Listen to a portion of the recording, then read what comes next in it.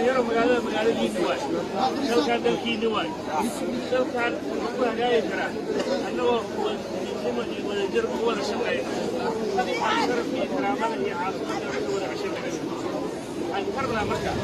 annagoo isla maruumanayno sidii wadaqaadayno wax walba ay dowladda dhinaca ka qabanayso haddana caasimadan iyo dalka yaa iskale dadka farafutiriskooda kusoo dhuumanaayo ee taayar gubaayo ee ka dhigaayo magaaladii magaalo oo qarax iyo suuq ka socdo waxaa la rabaa in falka la geystayna wax laga qabto dowladdiina la xisaabtantaan annagana diyaara idinnahay laakiin in wixii amniga oo darrada ka qayb qaadanayo dadku kusoo dhex dhuumanayo taayaro gubaayo oo dhagxaa ku tuuraayo oo ganacsigii ummadda soomaaliyeed dhagxaa ku tuuraayo aanmeel ugu soo warjeesan waxaan rabnaa dalkaa dalkiini waay dalkiin haddana yaa u istaaga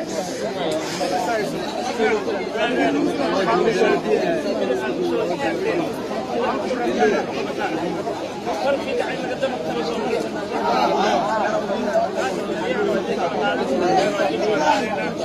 hadda maanta